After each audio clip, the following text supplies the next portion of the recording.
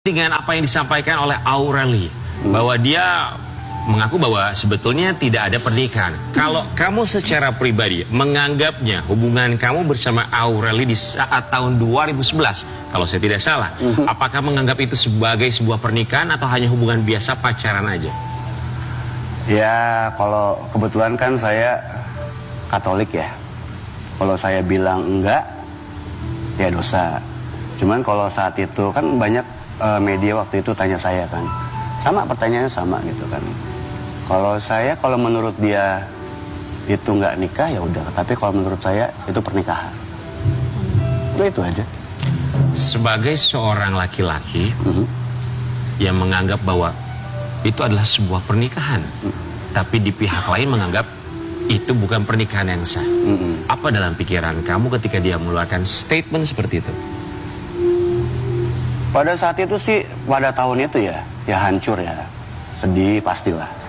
Saya juga kan manusia ya. Tapi mau gimana gitu? Saya terima apa adanya, termasuk berita-berita yang dulu yang udah lalu gitu kan. Saya terima selama nggak mengganggu saya secara hukum, ya saya anggap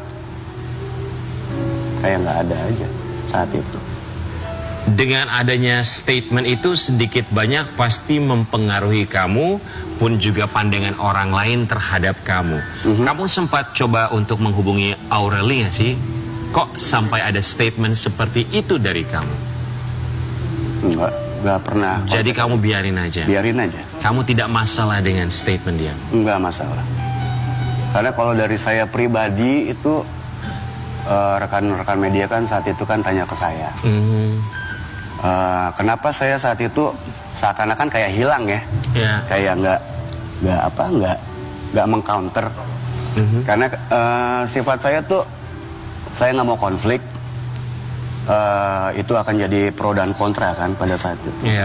Kita sama-sama tahu kan kalau ada suatu konflik pasti ada yang pro dan kontra.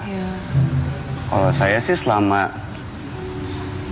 nggak ada polisi hubungin saya atau nggak ada DPO tentang saya, berarti kan saya dalam posisi biarkan masyarakat yang nilai sendiri.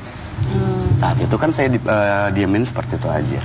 Berarti di sini memang ada dua pengakuan yang berbeda. Aureli dengan pengakuannya mengaku bahwa tidak ada pernikahan, sementara kamu merasa bahwa itu adalah sebuah pernikahan.